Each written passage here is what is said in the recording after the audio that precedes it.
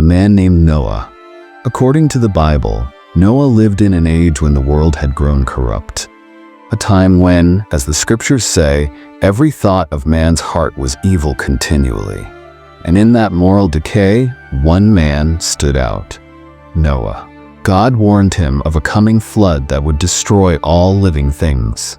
The command was clear: build an ark, a vessel of survival in a world about to drown. But what skeptics ask is simple: could that ever have happened? The Bible gives detailed measurements of Noah's ark: 300 cubits long, 50 cubits wide, and 30 cubits high.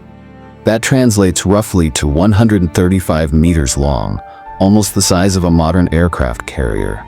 According to the Genesis account, Noah was to build it from gopher wood and seal it with pitch, without cranes, sawmills, or engineering equipment. Just Noah, his family, and their bare hands. Scientists question how a small family could have built such a colossal structure using only Bronze Age tools. And even if they did, could such a vessel remain stable on the violent currents of a global flood? Naval engineers have tested similar dimensions using computer simulations.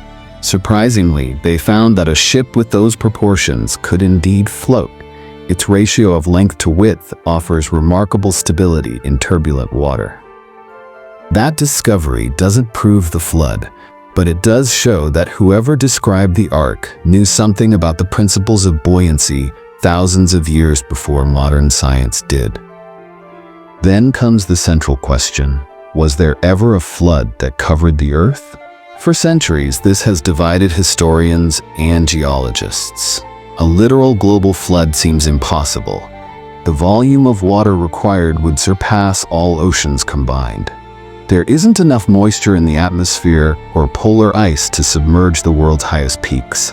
Yet, curiously, almost every ancient civilization, from the Mesopotamians to the Chinese, from the Mayans to the Greeks, preserved stories of a great flood that destroyed most of humanity. In each version, a chosen survivor builds a vessel, saves animals, and begins civilization anew. To some, that repetition across cultures suggests that something real happened. Perhaps not global, but catastrophic enough to be remembered everywhere. Geologists point to massive flood deposits found near the Black Sea region, evidence of a sudden rise in water levels around 7,000 years ago. Some theorize that this regional event inspired the ancient flood myths, including Noah's. Noah's story raises another question: when did it happen? Biblical genealogies trace Noah's timeline to roughly 2300 to 2500 BC, around the same period as Egypt's early dynasties and Sumerian civilization. But there are no Egyptian or Mesopotamian records of a global flood during that time. In fact, both civilizations thrived continuously, suggesting no worldwide catastrophe. This absence in archaeology fuels doubt. If every living creature died, why did ancient cities continue to grow uninterrupted? And how did animals from continents like Australia or the Americas fit into Noah's Ark, thousands of miles away? The logistics seem impossible. And yet, the Bible speaks plainly, as if describing recorded history, not myth. To believers, Noah wasn't a legend. He was a man who obeyed when no one else did. To skeptics, he is a symbol, a moral metaphor for survival and faith amid chaos. After the flood, the Bible says Noah sent out a raven, then a dove, to search for dry land. The image is poetic, but scientists note something deeper. A flood that lasted 150 days would have radically reshaped the Earth's surface. Rivers redirected, plains turned to mud, and mountains freshly carved by water erosion.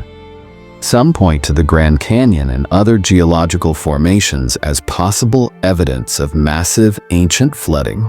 Others argue that erosion over millions of years explains it better. Either way, the idea of a man waiting inside a sealed wooden ark, surrounded by the silence of a drowned world, remains one of the most haunting images in ancient literature. Archaeologists have searched for Noah's Ark for generations. Expeditions to Mount Ararat, in modern-day Turkey, The mountain the Bible names as the ark's resting place have uncovered wood fragments, strange formations, and satellite images resembling a buried ship-like structure. Yet none have provided undeniable proof. The findings remain contested, the evidence incomplete. Every few years, a new discovery sparks headlines, and just as quickly, silence returns. Still, the legend refuses to die. Whether fact, myth, or memory, the flood of Noah continues to surface in the collective consciousness of humanity. From the Epic of Gilgamesh to modern cinema, the story echoes across time. A man warned of disaster, mocked by the world, and saved by obedience. But in a modern age ruled by satellites, carbon dating, and geological certainty, Noah's story remains an unsolved paradox. How could a single man construct a vessel big enough to house all living things? How could a flood submerge the entire planet? And why do so many cultures, separated by oceans and centuries, remember the same event? Coincidence? Or memory of something ancient the Earth itself has tried to forget? Noah's name stands at the center of that question, a bridge between science and faith, between history and legend. And like the Ark itself, the truth seems hidden somewhere beneath the waters of time. Many call it myth, some call it memory. But whether the Ark ever rested upon Mount Ararat or not, one fact remains. The story of Noah refuses to drown.